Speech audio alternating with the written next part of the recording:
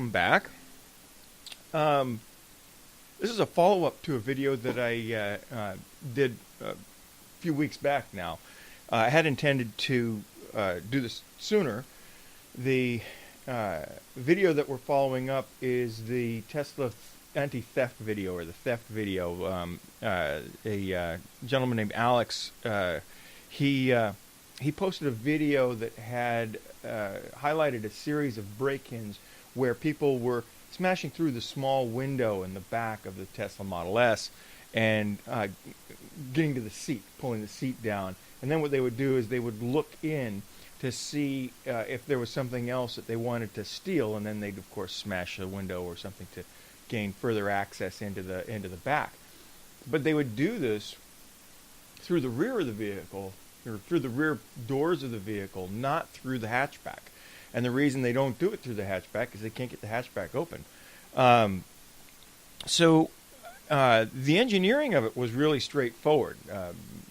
Insert some kind of a locking pin through a hole drilled in the handle for the seat mechanism, and then the seat wouldn't be able to come down, and then you're all set up. The issue came, for me anyway, in the some kind of a pin portion of the program. I tried several different options to find something that would be easy to install, easy to put in, take out. You don't want to make the seat mechanism unusable, or make it a real pain to try and get in there and release it when you need it.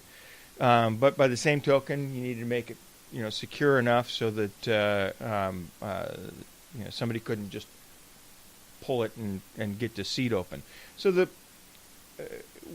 the solution that I came up with was to use one of these. This is actually what's called a hitch lock, and it goes in the top of a trailer hitch to secure it so that somebody can't just pop it open and either usually create mayhem by popping the trailer hitch while it's attached to your vehicle. It's not really going to stop somebody who wants to steal the trailer. They're just going to hit this with a quick cutter and be done with it.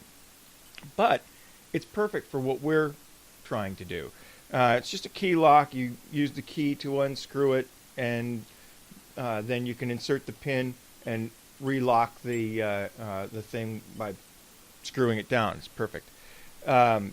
So in the video here, what we're seeing is that it's a very simple affair to install. You simply drill a small pilot hole, getting the angle right, and here what you see is that there is a space between where the top of the pin, where it's secured to the pin lock, is inset slightly from the lock itself.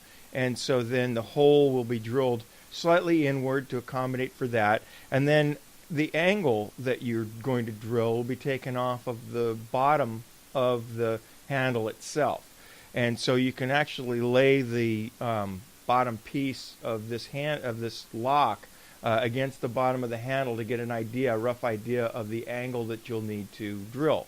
Now, when you open the lock, what you'll do is you'll pull the handle to lower the seat, but then in order to get access to the handle so that you'll be able to drill the hole, you simply push the mechanism with your fingers so that it mimics the position at which it's locked, and at that point the handle will pop back out, and that will allow you to drill your pilot hole and then enlarge it with a hole that will fit the shank of the lock.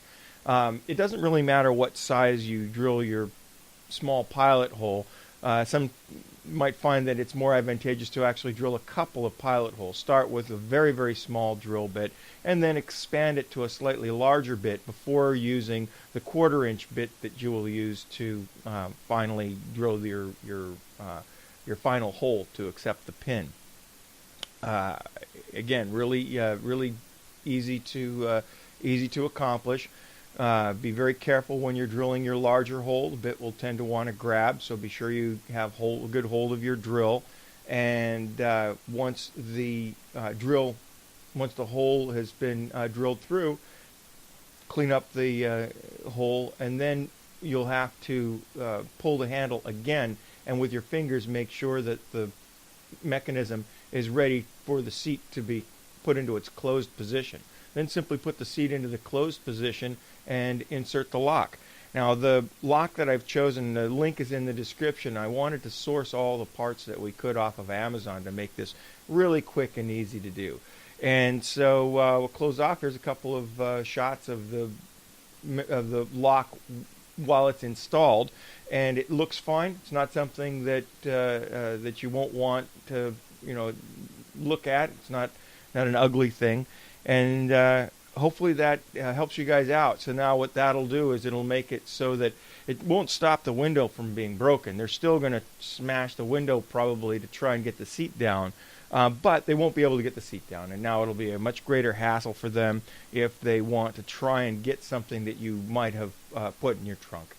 The other thing that this accomplishes is that if enough people do this simple modification, that thieves will ultimately realize that a Tesla is really a pain in the butt to try and break into. If there isn't something that's obviously exposed in the passenger compartment, it's very difficult to get into the front of the trunk, the frunk in the front of the car, and it's very difficult to get into the back. You really do have to start tearing some stuff up if you can't get those seats down.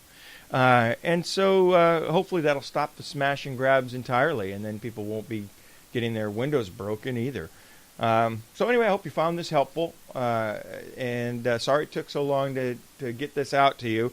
Been punished for that, I think, a little bit in the dislikes on the other video, but it was important that I sort out something for you guys that you could use that wasn't difficult to install, and it isn't difficult to take on and off, and in the end that it's not something that you're going to cringe every time you look at, or it's going to rattle while you're driving or something like that. So anyway, hope you found this helpful, and there'll be many more to come. A lot of exciting stuff in the very near future as we have now finished our studio. We're in the process of modifying a home in the area, so those who are interested in home solar and battery power to charge electric vehicles, you'll want to stay tuned, subscribe to the channel, and I'm sure you'll be interested in what we're calling the Energy Sovereignty Project. It's a project that we're putting together where it brings the power of the consumer to create their own power options for power generation back under their purview. Recently, there's been a lot of issues with power companies, utility companies, having a lot of pushback on the consumer when they decide that they want to install solar on their home. These utility companies are going to the consumer and saying, oh, wait, you're only going to be allowed to put a certain amount of solar on your home. And that's something that we're going to be addressing with the Energy Sovereignty Project. So stay tuned. And again, thanks for watching. Hope you found this helpful, and we'll see you all again soon.